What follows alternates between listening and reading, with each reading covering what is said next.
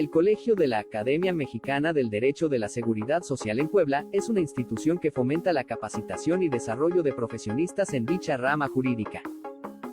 Busca la divulgación del conocimiento para sus asociados y organizaciones públicas, privadas y sociales, mediante la educación continua que comprende cursos, talleres y diplomados de manera presencial y en línea. Ahora eres parte de estas actividades. Sean ustedes bienvenidos a este evento. Comenzamos. Amigos, buenas tardes. Agradezco de manera pública e infinita además la gentileza de la presencia virtual de todos y cada uno de ustedes. El Colegio de la Academia Mexicana de Derecho de la Seguridad Social, como a ustedes les consta, desde que se constituyó en el año 2015 hasta el momento, se ha caracterizado por las labores sustantivas de generar y difundir conocimientos en las áreas del derecho de la seguridad social y el derecho del trabajo, y evidentemente también áreas afines, como es el derecho administrativo, como es el derecho fiscal, en fin, distintas áreas. Para llevar a cabo esas actividades, que mayoritariamente son gratuitas, hemos pedido el apoyo y lo hemos recibido de muchos amigos, como es el caso en esta ocasión de nuestra querida amiga, la doctora Verónica Lidia Martínez Martínez. El colegio, además de esos conversatorios, lleva a cabo otras actividades de martes a jueves, ustedes son testigos de todo ello, además de algunos cursos de capacitación para mantenernos al día, hemos referido. Desde luego también de manera gratuita, muchas personas han acercado al colegio buscando un apoyo en el sentido de la orientación jurídica que se les ha dado en las distintas materias, y desde luego el hecho de contar con nuestra revista digital, desde luego, que se llama Presente y Futuro de la Seguridad Social, misma que, como todos saben, cuenta con su respectivo ISSN y el uso exclusivo al nombre por parte de la Secretaría de Gobernación a nivel federal. En esta ocasión, dije, nuestra amiga la doctora Verónica Lidia Martínez Martínez va a llevar a cabo una ponencia muy interesante. Pero previo a ello, déjenme decirle que ella cuenta con 2 doctorados. El primero en Derecho, verificado según el Real Decreto 99/2011, con calificación global sobresaliente y mención cum laude en la Universidad de Castilla-La Mancha. El segundo, en Derecho con mención honorífica. Es maestra también en Derecho con mención honorífica y tiene un máster en Gobierno y Fiscalización Pública en la Universidad de Salamanca. Es especialista en Derecho Social y es licenciada en Derecho, ambos títulos con mención honorífica. Además de ello, es investigadora nacional del Consejo Nacional de Humanidades, Ciencias y Tecnologías y ha escrito más de 60 artículos publicados en revistas Scopus e indexadas al CONACYT. Tiene obra escrita en Derecho Social y ha fungido como capacitadora de la reforma laboral en los estados de Hidalgo, Jalisco y Oaxaca. Y déjenme decirles y presumirles, tiene varios libros en su haber, aunque no los menciona en esta síntesis curricular que nos envió, porque muy modesta nuestra amiga, pero no si yo les contara todo el haber que tiene, académicamente hablando, profesionalmente hablando, es una eminencia en los temas que ella aborda, no solamente aquí en México, sino en Latinoamérica y desde luego en Europa. Como conocen ustedes la mecánica, es que nuestros ponentes durante 40, 50 minutos dan su plática y al terminar la misma, si hay alguna pregunta, alguna inquietud, alguna duda, pueden formular sus interrogantes a través del micrófono abierto o bien a través del chat que queda abierto para tal efecto. Amigos, amigas, sean todos bienvenidos a este tercer conversatorio. Estimada doctora Verónica Martínez, bienvenida. Queda usted en uso de la palabra. Adelante, por favor. Muchas gracias por la invitación, doctor, mi estimado doctor Jacinto. Le agradezco profundamente a la Academia Mexicana de Derecho de la Seguridad Social con sede en Puebla la apertura a esta charla y les agradezco sobre todo a todas y a todos que se dieron el tiempo de conectarse en esta tarde. Pues básicamente el tema que hoy traigo a este conversatorio es un tema sobre el que pues apenas, bueno, terminé de escribir un libro que está en proceso de ser entregado, que se llama precisamente Derecho Colectivo del Trabajo en clave de derechos humanos. Y lo que venimos a comentar esta tarde es también producto de una investigación que apenas estamos elaborando sobre el derecho de huelga. De ahí que pues me interesó mucho, como le escribí al doctor Jacinto, pues someterlo al ojo y a la lupa yo sé que muchos los que se conectan son expertos en la materia social, tanto en laboral como en seguridad social, y someterlo pues también a la crítica y al ojo crítico de la academia, que a veces pues quizás son los mejores ojos para poder criticar los temas.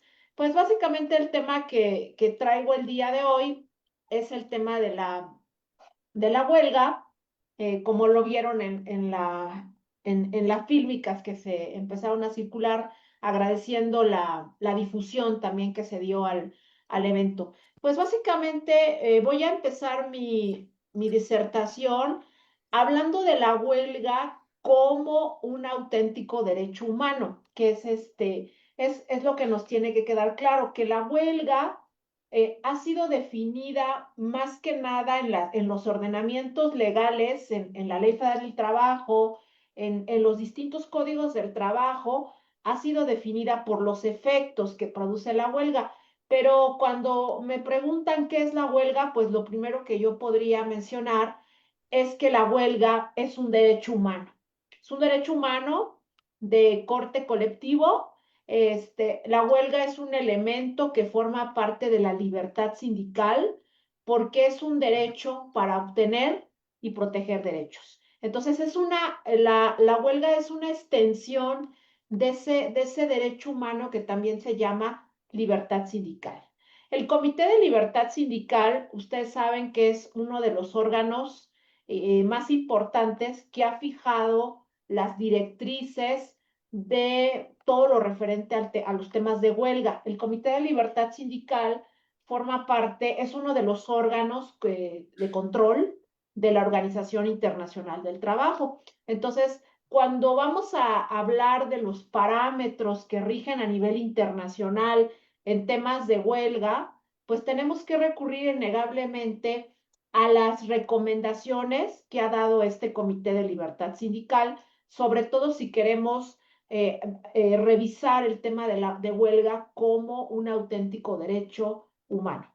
Entonces, el Comité de Libertad Sindical conceptualiza la huelga a partir de sus efectos y dice que es una interrupción temporal del trabajo o disminución. O sea, la huelga no solamente amerita interrumpirlo, sino a veces también disminuir voluntariamente, efectuada por uno o más grupos de trabajadores con el fin de obtener reivindicaciones, rechazar exigencias, expresar quejas o apoyar las reivindicaciones y las quejas de otros trabajadores. Entonces, este es el concepto que nos proporciona el Comité de Libertad Sindical a partir de los efectos que tiene la huelga, que es básicamente una interrupción temporal de la relación de trabajo. Es de tal suerte que cuando hay una huelga, pues tenemos que la relación de trabajo se encuentra suspendida. ¿Dónde se encuentra tipificado este derecho de huelga o dónde encuentra su reconocimiento en la Carta de la Organización de los Estados Americanos, al disponer que los derechos de negociación colectiva y de huelga se pueden ejercer por parte de las personas trabajadoras.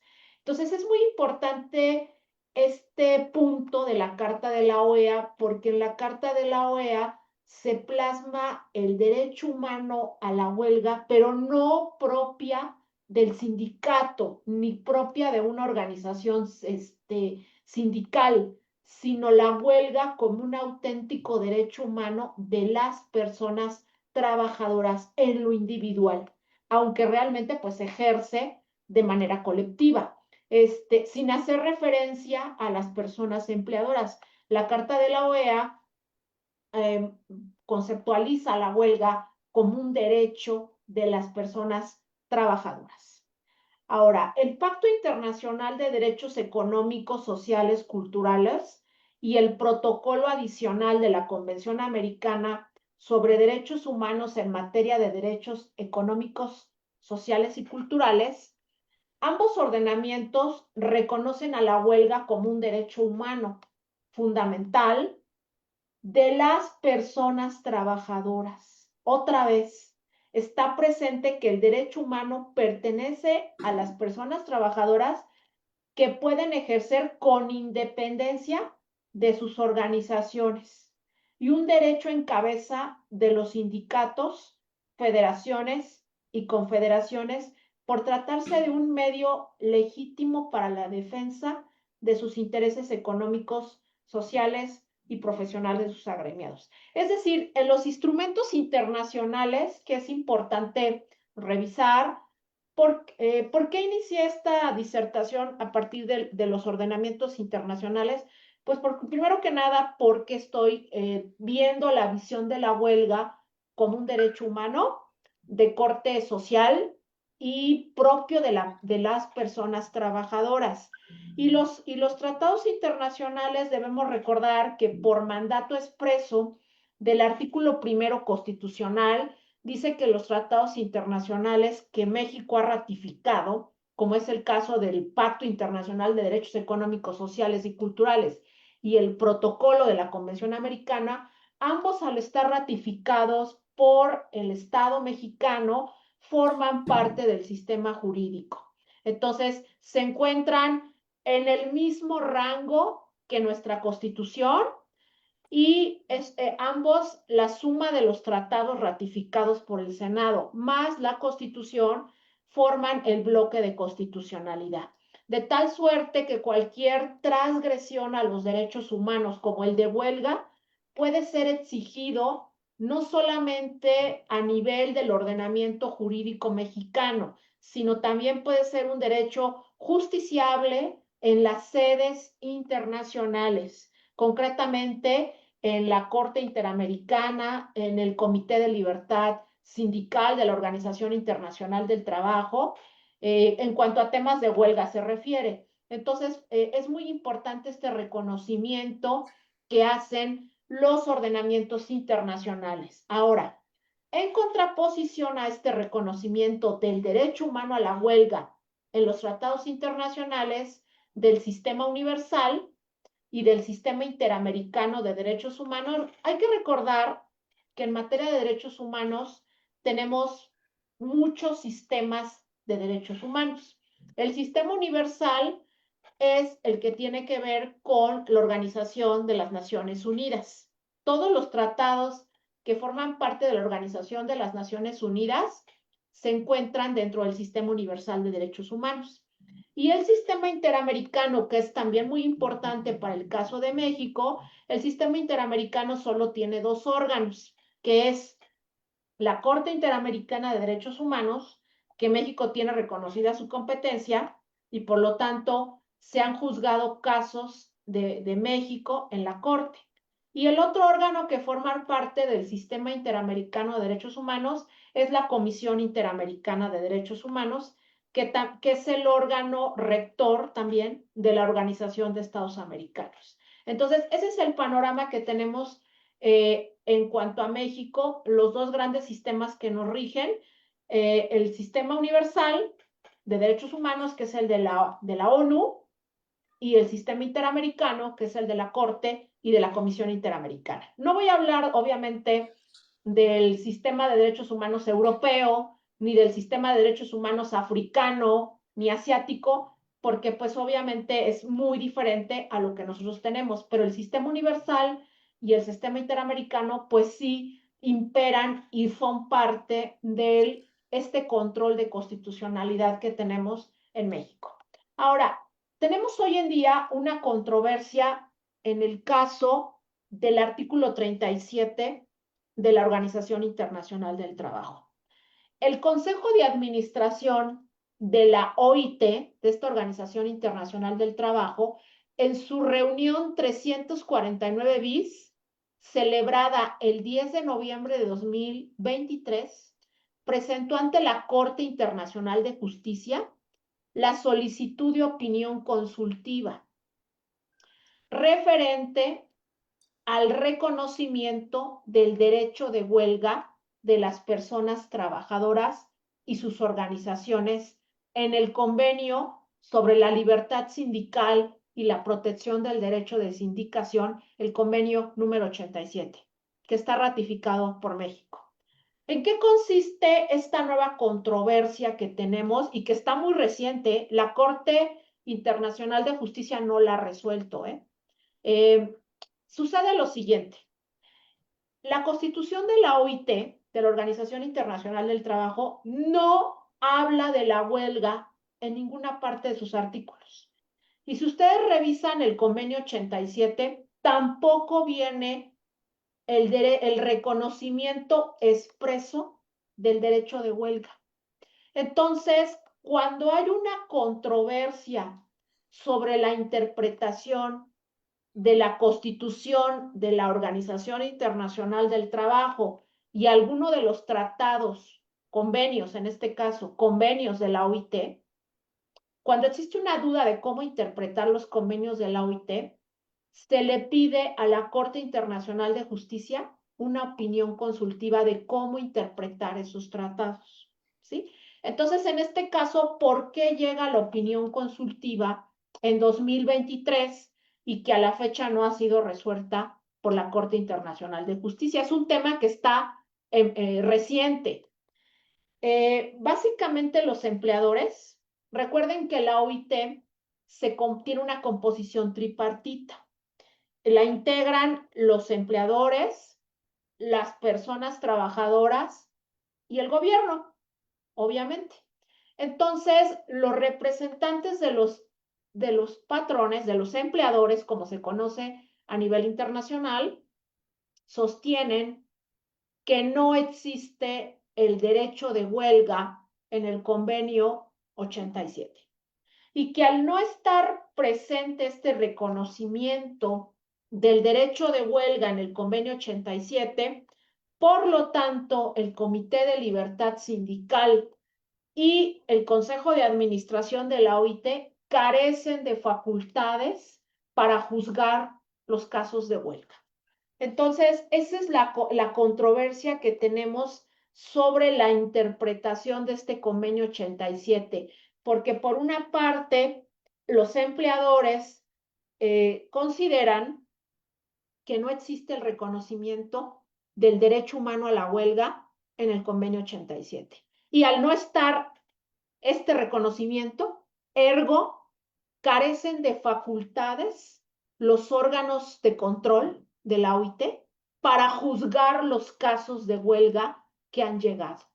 Entonces, es una opinión consultiva que estaremos muy atentos todos los actores, obviamente los activistas sindicales y los académicos. Yo ya no litigo, bueno, bueno, el viernes todavía andaba en la junta viendo unos asuntos, pero ya no con la misma cotidianidad que lo hacía. Este tema lo estoy viendo no desde el punto de vista de que yo lleve ya los asuntos. Aparte, yo nunca llevé asuntos colectivos, con toda honestidad lo digo. Mis asuntos que siempre he llevado eran a favor y en contra del Instituto Mexicano del Seguro Social en materia de seguridad social. Entonces, estaremos muy atentos los académicos y obviamente los líderes sindicales, los trabajadores, los empleadores, cómo va a resolver esta opinión consultiva que tiene la Corte Internacional de Justicia respecto de si el derecho de huelga efectivamente se encuentra tipificado de manera implícita en el convenio 87, porque de manera expresa no está.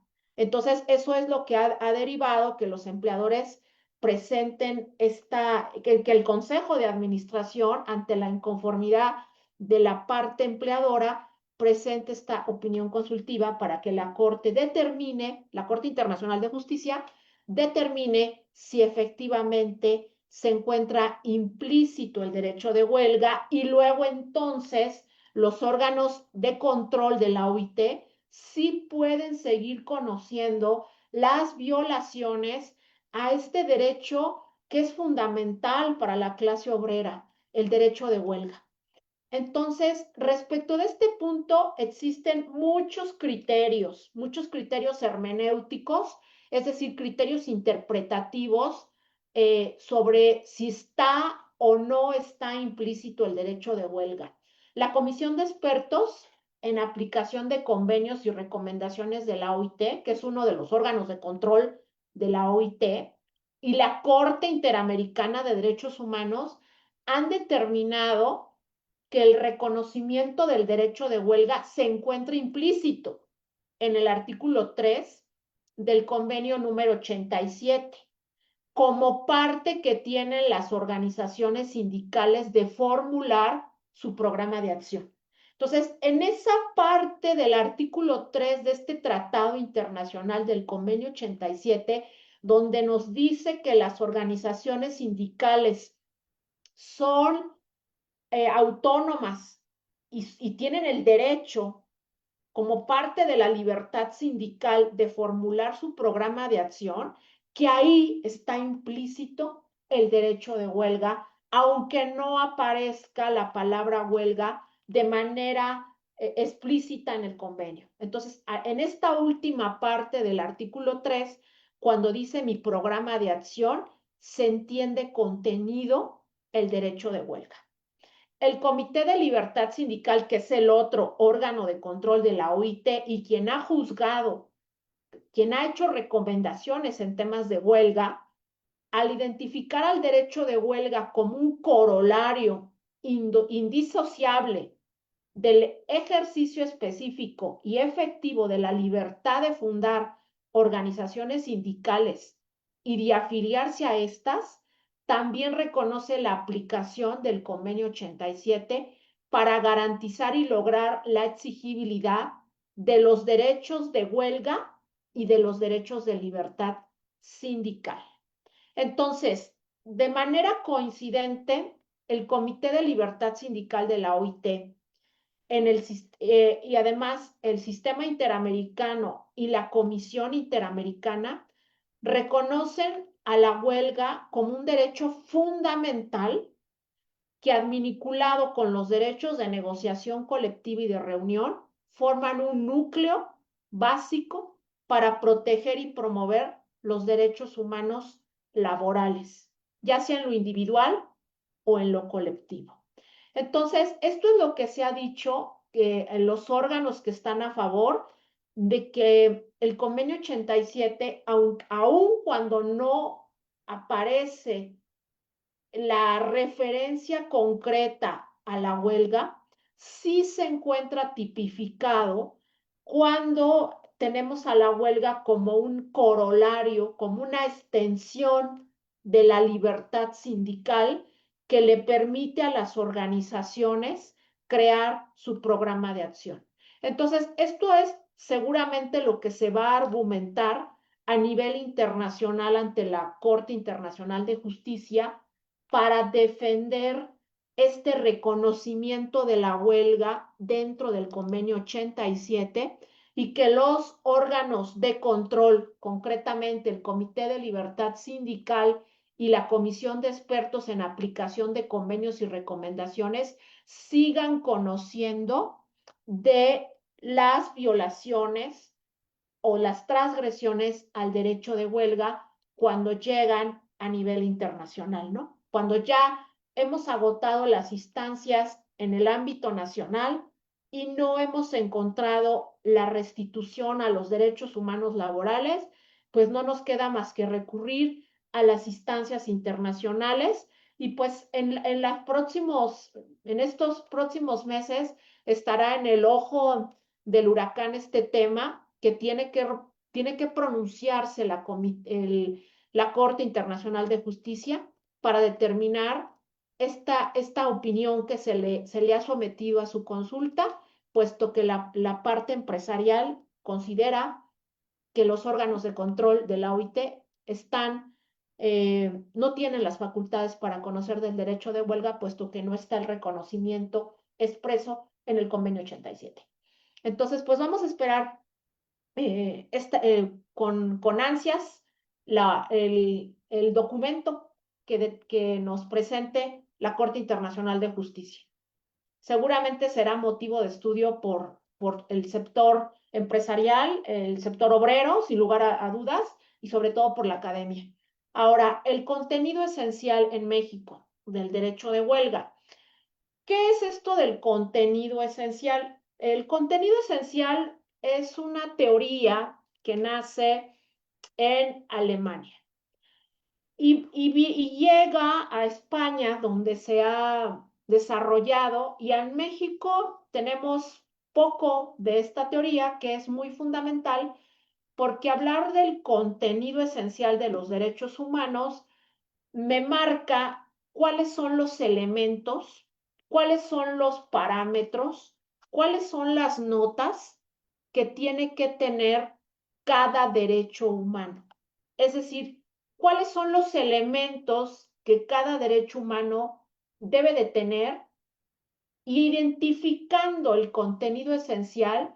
Si algún elemento falta, si algún elemento es transgredido, en automático se concluye que hay una violación a ese derecho humano. Eso es la teoría del contenido esencial. Me he abocado últimamente mucho con este tema del contenido esencial porque tenemos un libro que así se llama precisamente, El contenido esencial de los derechos fundamentales, donde marco a nivel nacional e internacional cuáles son los principales requisitos que tienen que tener los derechos humanos que analizo en esa obra, que así se llama. Entonces, en este caso, dado que el tema de mi exposición es el derecho de huelga, los tribunales colegiados de circuito en materia laboral, obviamente, han determinado el contenido esencial del derecho de huelga, es decir, los requisitos que tiene que tener la huelga para ser un derecho totalmente válido, y cuando falta o alguno de sus requisitos es transgredido, en ese momento tengo una violación a este derecho humano. Entonces, los tribunales colegiados han dicho que el derecho de huelga se conforma de los siguientes elementos que me voy a permitir darle lectura. Esto es producto de las distintas jurisprudencias de los tribunales colegiados. Es una recopilación de las jurisprudencias de donde saco esto, por eso está arriba. Como esto es un futuro paper que voy a presentar, aquí arriba está la nota de dónde lo obtuve, que básicamente son los criterios de los tribunales colegiados, que es donde se obtuvo esta información. ¿Sale? Dice, el primer requisito del contenido esencial del derecho de huelga: la facultad de toda persona trabajadora para afiliarse a un sindicato o constituir uno nuevo. El derecho de toda persona trabajadora a no ingresar a un determinado sindicato o no afiliarse a sindicato alguno. La facultad de toda persona trabajadora de renunciar a formar parte de una organización sindical. El derecho de toda persona trabajadora a que su actuación profesional o económica en el centro de trabajo no sea transgredida como resultado del ejercicio de su actividad sindical. el derecho de todo sindicato para realizar los medios de acción necesarios para que pueda cumplirse su objeto y ejercer sus funciones. El ejercicio por parte de los sindicatos de las facultades de negociación y de conflicto. Y el derecho del sindicato para interponer conflictos colectivos. El derecho de todo sindicato de elaborar su programa de acción y protegerlo de ilegítimas e indebidas injerencias. Entonces, esto es lo que han determinado que conforma en México, el contenido esencial del derecho de huelga. Cuando alguno de estos elementos se ve transgredido o se ve aminorado, hay una vulneración a este contenido esencial de la huelga como un auténtico derecho humano. Ahora, el derecho de huelga, como todos los derechos humanos, no es un derecho absoluto, no es un derecho ilimitado, sino tiene límites. ¿Cuáles son los límites del derecho de huelga? Bueno, primer límite. En circunstancias de aguda crisis nacional puede vedarse el ejercicio del derecho de huelga por un limitado periodo y en la medida de lo necesario para combatir sus trágicos efectos. Ejemplo, cuando hay, aquí lo pongo, en casos de insurrección, algún desastre natural, en esos casos puede vedarse este ejercicio del derecho de huelga, puesto que la huelga como auténtico derecho humano no es absoluto ni tampoco es ilimitado. Los gobiernos también pueden restringir las medidas de huelga, sobre todo cuando se trata de servicios esenciales. ¿Qué se entiende por un servicio esencial que da lugar a restringir el derecho humano de huelga? Los servicios esenciales se determinan dependiendo la realidad de cada estado. O sea, no hay un parámetro establecido de cuándo un servicio esencial es esencial o no, sino dependerá de lo que marca la legislación de cada estado. En México, por ejemplo, está determinado cuándo son servicios esenciales. Y así cada estado tiene un catálogo de qué se entiende por servicios esenciales. Porque cuando hablamos de servicios esenciales, sí se puede restringir el derecho de huelga. El Comité de Libertad Sindical de la OIT considera que para identificar los servicios mínimos y el número de personas trabajadoras que deben prestarlos, es necesaria la conjunta participación de las autoridades, las organizaciones obreras y de empleadoras. ¿Por qué?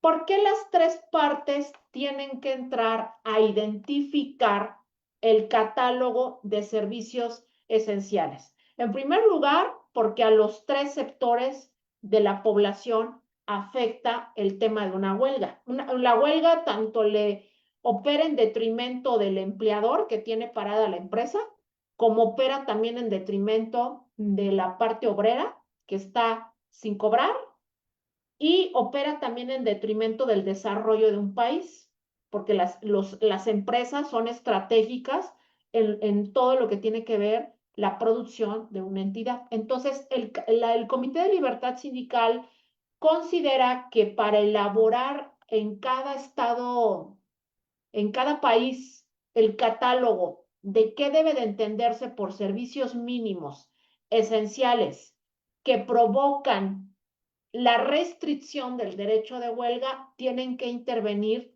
las tres partes: el Estado, los empleadores y las organizaciones obreras. Por eso en México se ha discutido, algunos académicos, se ha discutido mucho la integración del famoso Centro Federal de Conciliación y Registro Laboral, donde no hay, donde es nula la participación de los principales afectados de las condiciones de trabajo, como lo son los empleadores y las organizaciones sindicales obreras. Entonces, en el centro no hay un tripartismo, es un organismo autónomo que funciona con diferentes dependencias de gobierno, pero donde los principales protagonistas de las relaciones laborales, individuales y colectivas brilla por su ausencia. Entonces, ese es uno de los principales problemas que también tenemos.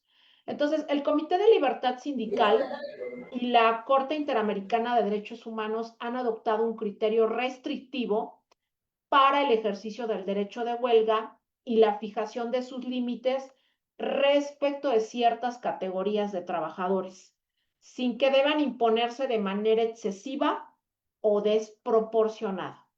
Bajo estas directrices, el ejercicio del derecho de huelga puede vedarse o restringirse válidamente en las personas trabajadoras que prestan servicios en los órganos de poder público, integrantes del ejército y la policía. Entonces, es perfectamente válido restringir el derecho de huelga en cualquiera de estos niveles de trabajo. Ahora, bien, en relación con las personas trabajadoras que prestan servicios esenciales, por limitarse el ejercicio del derecho de huelga, la Corte Interamericana de Derechos Humanos estima que es necesario apegarse a la estricta literalidad del término. Esto es, aquellos que proveen servicios cuya interrupción puede generar una amenaza evidente e inminente a la vida, la seguridad, la salud, la libertad de toda o parte de la población, como ocurre con la prestación de servicios hospitalarios, electricidad y abastecimiento de agua. Es decir, para delimitar el catálogo de servicios esenciales que son una limitante al derecho de huelga, hay que tomar en cuenta esa esencialidad a partir de que constituyan una amenaza real a la vida, a la seguridad y a la salud o a la libertad. Si no constituyen una amenaza a estos derechos, no estamos hablando de derechos esenciales y por lo tanto no habrá lugar a restringir o a prohibir el derecho de huelga. ¿Sí? Entonces, ¿qué se ha pensado como medida alterna de estas limitantes al derecho de huelga, concretamente en algunos trabajos, como es el caso, ya lo mencionaba yo, de los servicios hospitalarios, todo lo que tiene que ver con el ejército, donde sí hay un tema de seguridad nacional, donde hay un tema de salud presente y que hacen evidente que esos servicios sean esenciales y por lo tanto haya una limitante al derecho humano a la huelga. Una solución que ha dado los organismos internacionales es que se establezcan medios alternos de solución de controversias adecuados. Si bien es cierto que voy a restringir la huelga, entonces en la legislación tengo que instaurar medios, los famosos medios alternos de solución de controversias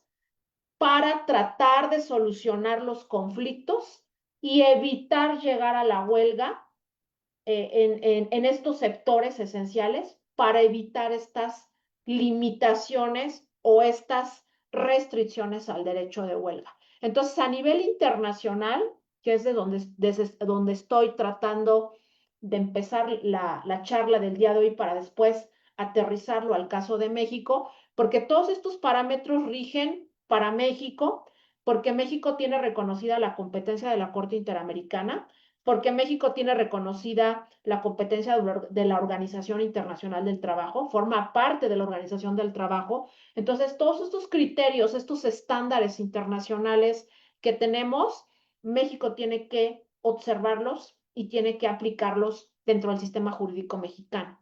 Entonces, los medios alternos de solución de controversias se visualizan como una solución viable para evitar llegar a la huelga y en el caso de que se llegue, pues obviamente tratar de restringir sus posibles restricciones a este derecho que es fundamental para la clase obrera.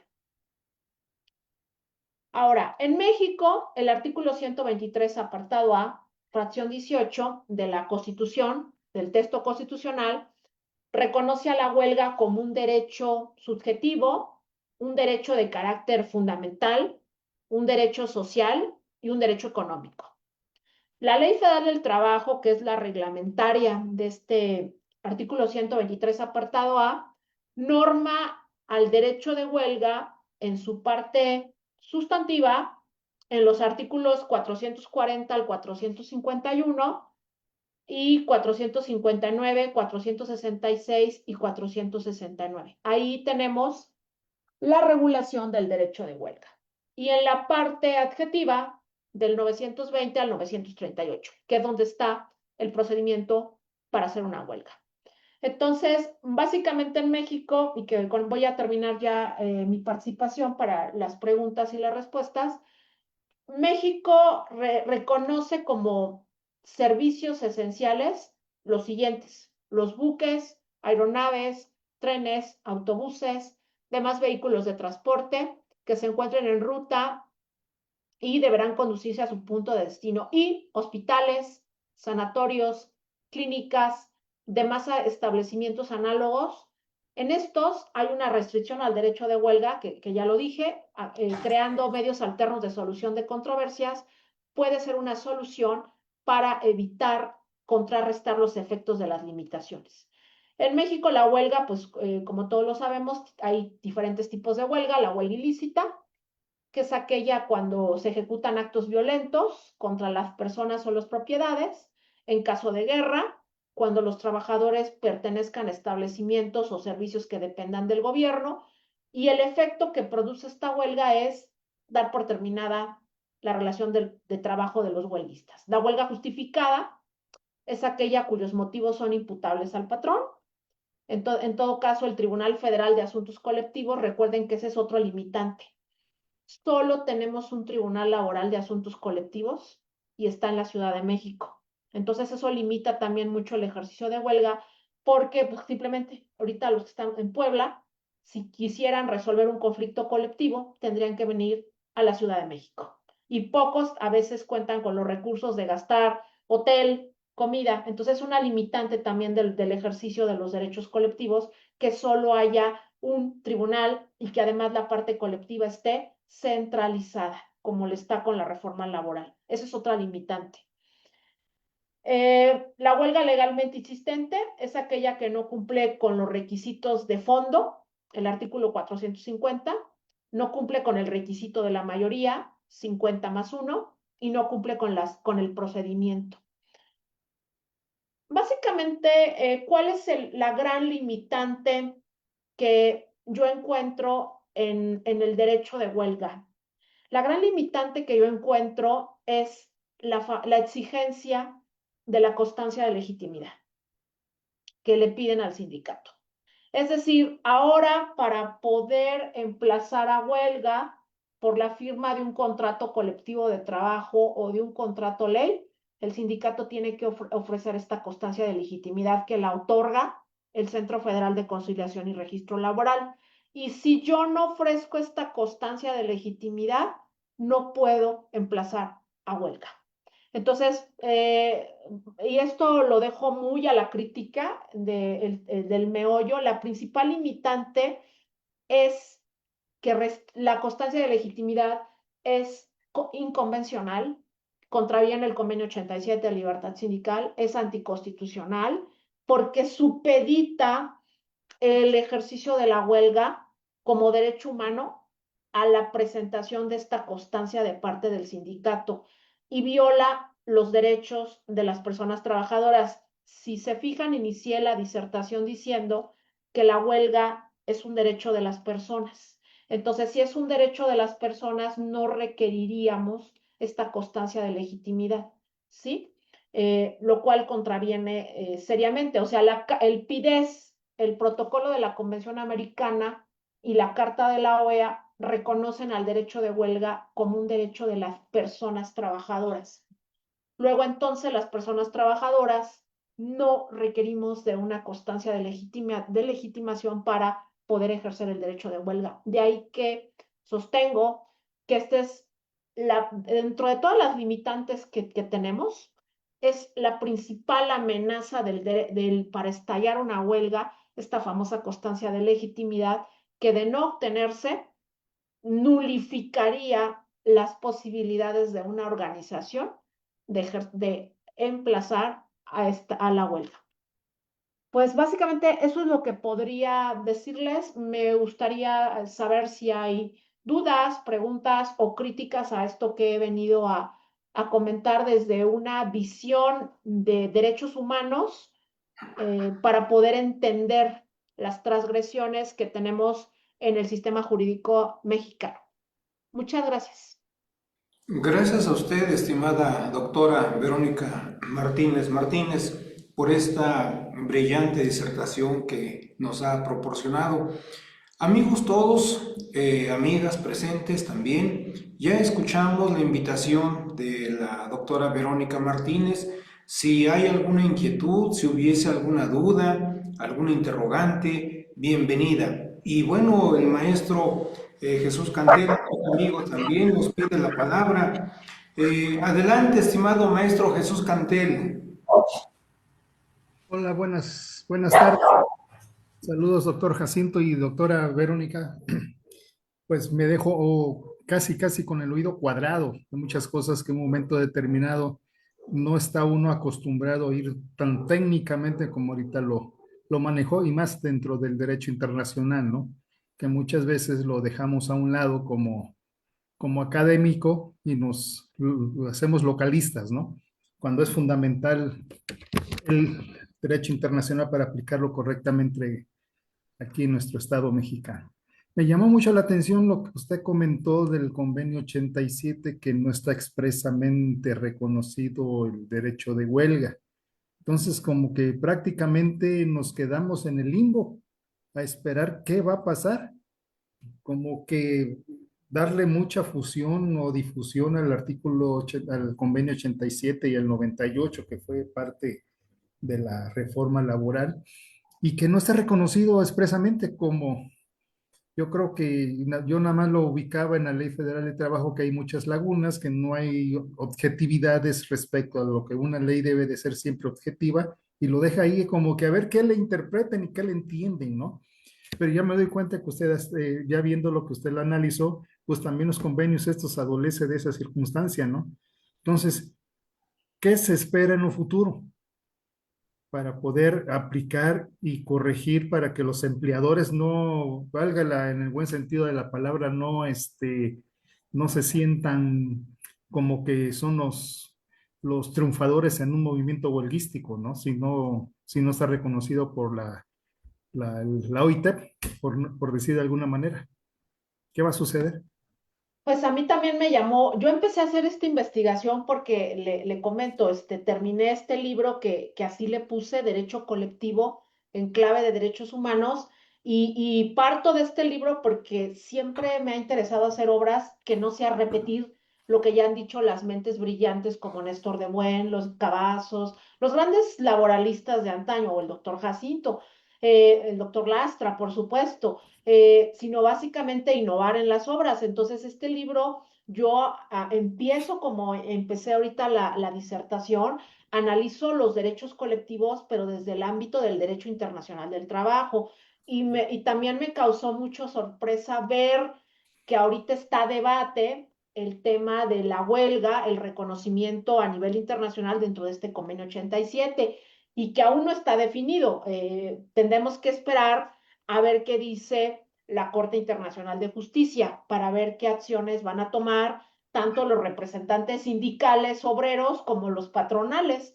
Entonces, pues vamos a esperar. La Corte Internacional oirá seguramente a todos los actores, lo que ha dicho el Comité de Libertad Sindical, lo que ha dicho la Corte Interamericana, que para ellos la huelga es una extensión de la libertad sindical. O sea, no puedes entender la huelga sin la libertad sindical. Y obviamente los empleadores, ellos se van a manejar con el criterio de, como dicen, la interpretación literal del convenio. No lo dice, por lo tanto, no está. O sea, si no lo dice de manera expresa, no está. Entonces, vamos a ver el estudio que haga un órgano internacional como es la Corte Internacional de Justicia sobre este tema que hoy en día mucho diremos, ay, la huelga, ¿cuánto no se ha dicho de la huelga? Todo lo de huelga ya está superado. Hoy es un derecho fundamental y que vuelve a los escenarios tanto internacionales como nacionales porque está la solicitud, no se ha resuelto. Yo he seguido este tema a partir de que empecé a hacer este libro que concluí y que está ahorita en proceso de dictaminación. Lo he venido siguiendo, las noticias internacionales, para ver si la Corte Internacional ya existe pronunciamiento y pues qué de esperar. Yo esperaré con ansias el documento donde la Corte Internacional tiene que pronunciarse, porque la Constitución de la Organización Internacional del Trabajo es la que le da sustento a las opiniones consultivas de la Corte Internacional de Justicia. Ahí está el fundamento de esta opinión consultiva y esperaremos con ansias todos los que nos gusta esta materia, la materia laboral, esperaremos ahora sí que con ansias la determinación que tome este órgano de la Corte Internacional y pues obviamente a cada quien desde la trinchera que se mueva, los líderes sindicales, obreros o patronales y los académicos, pues tomaremos nuestras reacciones ante la decisión que tiene que tomar la Corte Internacional de Justicia. Así es. Ya por último, como ya mero comentario de la circunstancia esta del derecho colectivo, que es bastante amplio, tiene mucha teoría, mucha filosofía, tiene mucha aplicación externa de lo que puede hacer nuestro derecho colectivo en México. Como que estamos todavía en pañales a pesar de la reforma. Afortunada o desgraciadamente, yo que estuve inmerso durante un buen parte de mi carrera profesional en una secretaría, por muchos años viendo precisamente lo colectivo. Entonces me tocó varias reformas y esta que vino, le digo, pues esto no nos va a resolver gran cosa, al contrario, lo empantanaron más, muchos requisitos, como usted lo decía, la constancia de representatividad, la carta y esto, que el otro, que hay que ir a la asamblea, todavía aún con el convenio aprobado, hay que ir a la base trabajadora para ver si, o sea, lo hicieron más todavía complicado, ¿no? Como para que digan los sindicatos, ¿sabes qué? ¿Para qué lo hacemos? Pues lo hacemos tú y yo aquí y nos vamos, ¿no?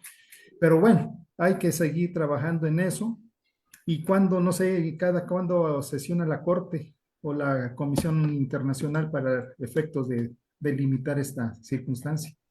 Pues ya se plantearon todas las mociones, la promoción y esperemos que la Corte resuelva en este año. En este año tenemos que tener la determinación de la Corte Internacional de Justicia que va a ser fundamental para marcar las directrices, sobre todo porque si nos dice que no, el Comité de Libertad Sindical y la Comisión de Expertos ya no pueden conocer de estos temas a nivel internacional. Entonces, tocará abrir la puerta quizá de la Corte Interamericana, que la Corte Interamericana ha conocido de temas de huelga a través del artículo 26 de la Convención Americana. Esa ha sido la manera que la Corte ha tocado este tema. Se los comento porque la Corte Interamericana tiene una opinión consultiva muy importante de huelga, pero es una opinión consultiva, no es vinculante, como todos lo sabemos, donde marca las directrices del derecho de huelga, la opinión consultiva, me parece que es la 22/16 de la Corte, donde fija algunos parámetros del derecho humano a la huelga y tiene un caso contencioso muy importante, que es el caso de los trabajadores del organismo judicial versus Guatemala, donde se mete a estudiar, ese sí es vinculante, si las circunstancias son iguales, ese caso es en contra de Guatemala. Se los comento porque me invitaron a dar una plática en el Instituto de Investigaciones Jurídicas para mayo, no recuerdo la fecha exacta ahorita, donde voy a hablar de este caso de la Corte Interamericana, que es el caso del organismo judicial versus Guatemala, donde habla de la huelga propiamente como derecho humano y la Corte Interamericana le ha entrado a la huelga a partir de este caso contencioso. Ok. Gracias, agradezco mucho su atención. Muchas gracias por el Un saludo. comentario. Gracias a nuestro amigo, el maestro Jesús Cantel. También Emanuel Quiroz está solicitando la palabra. Adelante, estimado Emanuel. Gracias para respetar el tiempo y no perderlo, que jamás sería un desperdicio en agradecimientos y en saludos. Gracias, doctora Verónica. Mire, a título personal, veo en estas nuevas tendencias una muerte del derecho de huelga por una razón o por otras razones adicionales a las que usted ha mencionado. El Temec tiene dientes. 5 empresas mexicanas ya lo comprobaron en enero de 2026. Perdón si lo pronuncio mal, pero ThyssenKrupp, Yasaki, Cooper, Freyssinet y Meléndez recibieron estas investigaciones laborales del mecanismo de respuesta rápida ya para el 2026. Afortunadamente, en ese momento ninguna resultó en sanciones comerciales, pero todas implicaron medidas correctivas. La STPS identificó señales de interferencia patronal en la vida sindical, lo de siempre: contratos no legitimados, cierres de planta antes de recuentos, reclasificaciones de personal, apoyos particulares a sindicatos afines. No se acreditaron violencias graves, aunque estas violencias silentes o discretas para título personal sí me parecen demasiado graves, pero bueno, el mecanismo evidencia que la Inspección Laboral Interna de la Secretaría del Trabajo y del Centro Federal de Conciliación y Revisión Laboral no detectaron estos casos, se activaron por medio de una queja transnacional, ¿no? Entonces, este mecanismo de respuesta rápida del TECMEC que ahorita se está renegociando no crea nuevos derechos laborales, los hizo justiciables, ¿sí? Con consecuencias comerciales inmediatas. Eso, para mí, pone en riesgo de desaparición la huelga como jurídicamente la conocemos y como doctrinariamente y como internacionalmente lo ha expuesto usted de manera magistral. Y bueno, si apelamos al 17, al 14, 16 y 17 constitucional de una justicia pronta y expedita, entonces esta ley se vuelve completamente anacrónica. Es una opinión que busca su reflexión, tanto de usted, doctora Verónica, como de los ponentes que de veras me llevan mucha más experiencia. Muchas gracias.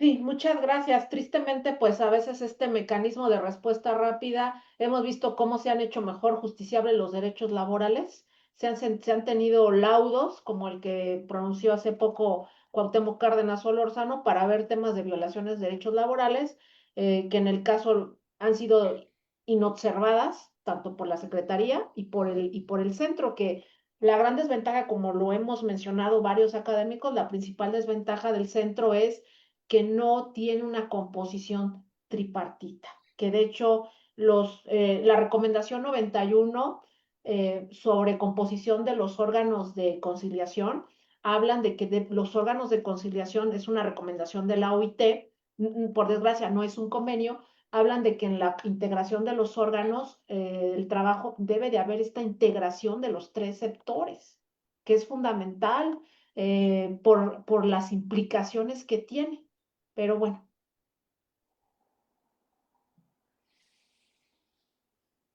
Perdón, me quedé en la misma, pero entonces la huelga como la conocemos en vías de extinción para fortalecer el TEMEC, ¿no? O sea, llegamos a la misma conclusión. Discúlpeme por acotar. exactamente. La huelga cada vez como derecho humano estará cada vez más limitado, lo cual ¿Sí? es muy trágico, porque el único mecanismo que tienen los trabajadores cuando sus derechos son vulnerados, pues el mecanismo por excelencia a nivel nacional es la huelga. Y obviamente al estar muy acotado, pues no quedará más que llegar a una complicada, tardada justicia internacional, porque hay que recordar que llegar a la Corte Interamericana no es fácil. La Corte Interamericana hay que buscar una organización que avale estos temas, que le interese llevarlos, porque cuántos casos hay de violaciones de derechos humanos laborales y de otros que simplemente a las ONG no les interesa llevarlos y se siguen quedando en las transgresiones. Y además el llegar a estos organismos internacionales es complicado, es tardado, y el problema del derecho del trabajo es que tenemos al trabajador de a pie que no puede esperar años y años y años porque el trabajador va al día. Ese es el gran problema que le vemos cuando la huelga cada vez se vuelve un derecho, o sea, el derecho por excelencia que tiene la clase obrera, como lo mencionan los instrumentos internacionales, al estar muy acotado, pues deja en una situación de más vulnerabilidad, desgraciadamente, a las personas que vivimos de a diario. O sea, diario comemos, diario tenemos que salir a trabajar y no podemos esperar resoluciones que tarden años, y cuando tengamos esa resolución, luego viene la ejecución, porque el procedimiento de ejecución es bastante complicado también a nivel internacional. Claro, y eso se concatena, doctora, con el tema de que si el mecanismo de respuesta rápida proviene de Estados Unidos, las políticas laborales son las impuestas por Estados Unidos, ¿no? Claro, porque Y la muchas reforma veces es en condiciones desfavorables para el resto de los países. Muchas gracias. totalmente de acuerdo. Muchas gracias y les agradezco mucho la intervención, ¿eh? Bien, amigos, ¿alguien más, algún otro compañero, amiga, amigo que quiera hacer alguna intervención? Es bienvenida, aprovechemos. Esta es una oportunidad de oro para adentrarnos en este tema tan interesante que a todos sin excepción nos interesa. Llámese empleadores, llámese trabajadores, llámese autoridades laborales, etcétera. Todo el mundo estamos involucrados en ello. ¿Alguna inquietud adicional? No tengo ningún chat en este momento sobre el tema. Entonces, si hay alguien más, jóvenes, amigos, amigas, aprovechemos la presencia de nuestra querida amiga, la doctora Verónica Martínez. Parece que no, ¿verdad? Pues estimada doctora, qué bueno que nos has dado esta explicación tan interesante, donde queda de manifiesto una vez más que el derecho internacional del trabajo está más vigente que nunca, aunque no lo queramos aceptar. Y en tal virtud, estimada amiga, pues voy a pedirle a la vocal del Colegio de la Academia el que se sirva darle lectura precisamente al texto del reconocimiento que en este momento se te va a hacer entrega de manera virtual. Adelante, por favor, estimada maestra Ana Lilia Silva. Gracias, doctor. Doctora, como siempre, felicidades. Tema muy actualizado, muy interesante. Abarcó usted cosas que no están en la ley, pero que se ven día a día. Felicidades por compartirnos todos sus conocimientos. Me honro en leer el documento que le va a hacer llegar el doctor, y ahorita lo vamos a hacer en forma virtual. Colegio de la Academia Mexicana de Derecho de la Seguridad Social en Puebla, AC. Otorga la presente constancia a la doctora Verónica Lidia Martínez Martínez, en agradecimiento por su participación como ponente en el tercer conversatorio virtual 2026. Limitaciones de la huelga con derecho humano. Puebla fue a 9 de marzo del 2026. Lo firma el alcalde doctor Jacinto García Flores, presidente del Colegio de la Academia Mexicana del Derecho de la Seguridad Social en Puebla, AC. Gracias, doctor. Doctora, felicitaciones. Muchas gracias y por la apertura, y pues estoy a sus órdenes en lo que pueda yo serles de utilidad.